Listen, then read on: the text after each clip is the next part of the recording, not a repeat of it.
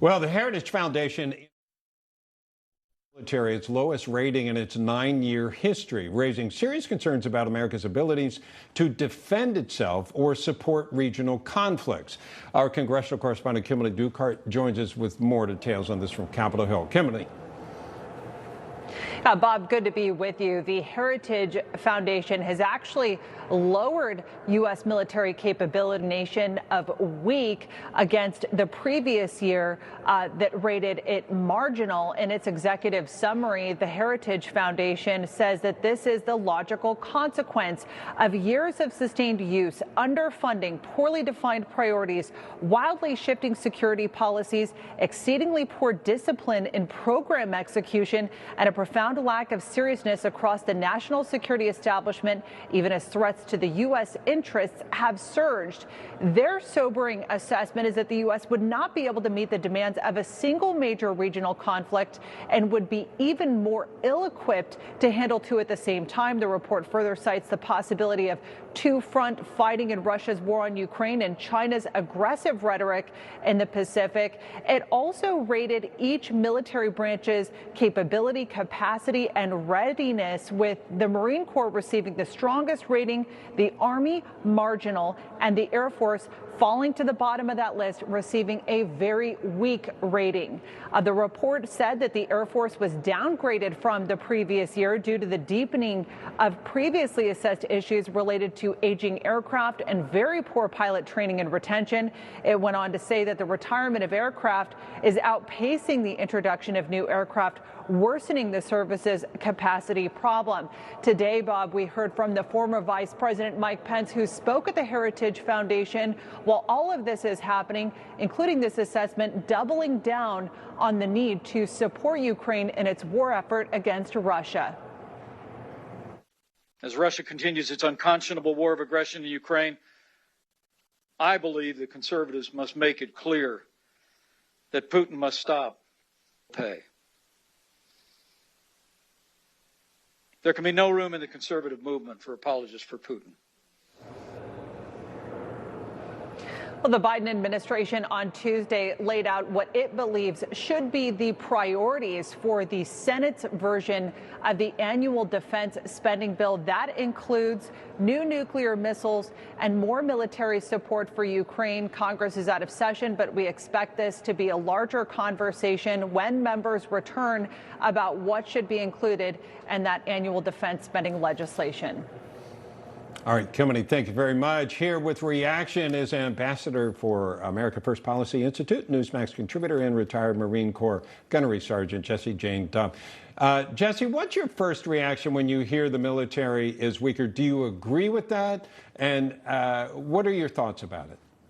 I have followed this annual report from the Heritage Foundation for many, many years.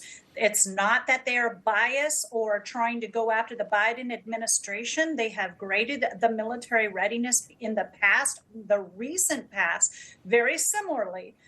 With marginal results or weak results. And under President Trump, there was an aggressive measure to try to improve. And actually, everybody was actually at a readiness capability. But this doesn't happen overnight.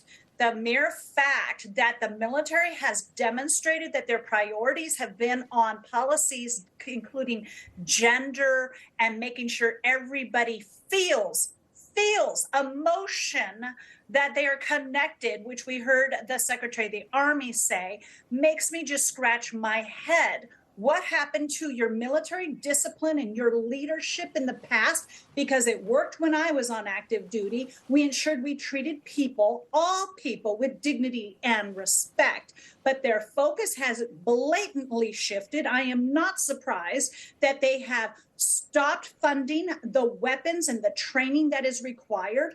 They have also caused themselves to have a massive recruiting problem for a variety of reasons. One of them, you have to be vaccinated now on active duty. You are now eliminating your forces from service. You are preventing people from joining who otherwise would be qualified. And you're so concerned about the gender inclusiveness and racial inclusiveness that you're not focused on just being professionals and allowing everyone to earn their own way by merit. which is the way I had served on active duty for 20 years. If I ran around screaming, I'm a woman, hear me roar, make sure I have a promotion, I probably would have been demoted and removed from active duty. Now they're presenting it as this is what we want to do. So the Heritage Foundation was actually spot on. The military should be ashamed of themselves to go from building themselves up to being a force of readiness to now appearing that they couldn't even handle a major conflict.